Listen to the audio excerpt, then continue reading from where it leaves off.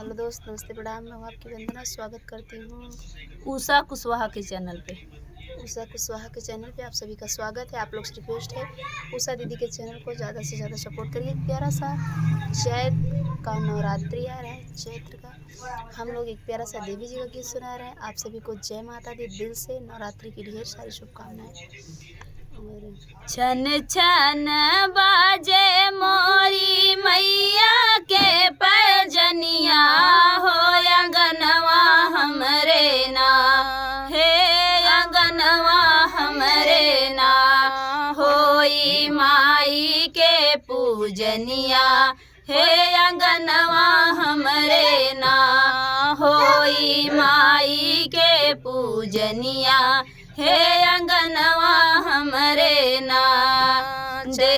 छन छन बाजे मोरी मैया के पैजनिया, हे अंगनवा हमरे ना, हे अंगनवा हमरे ना, होई माई के पूजनिया, हे अंगनवा हमरे ना, होई माई के पूजनिया, हे अंगनवा हमरे ना। देखी के काऊ मैया माना मुसकानी, हो कि काऊ देखी ना, हो कि काऊ देखी ना, मैया भैली मगनवा, हो कि काऊ देखी ना, मैया भैली मगनवा, हो कि काऊ देखी ना।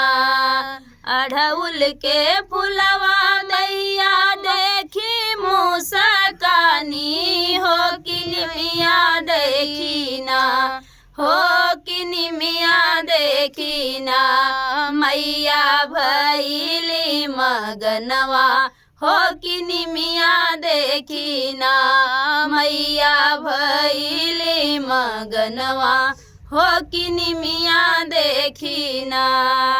ठुमकत आवे भैरव भैया के बहिनिया, हो अंगनवा हमरे ना, ठुमकत आवे भैरव भैया के बहिनिया, हो अंगनवा हमरे ना, हो अंगनवा हमरे ना, होई आजू हवनिया, हो अंगनवा हमरे ना, होई आजू हवनिया, हो अंगनवा हमरे ना।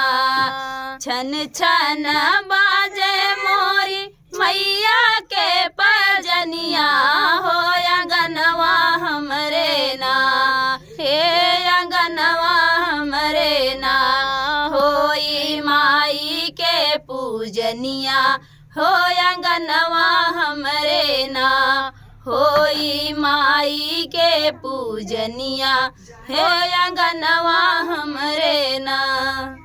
तो फ्रेंड, देवी जी का गीत कैसा लगा कमेंट बॉक्स बताना, और दीदी के चैनल को ज़्यादा से ज़्यादा सपोर्ट करना। सभी को जय माता दी।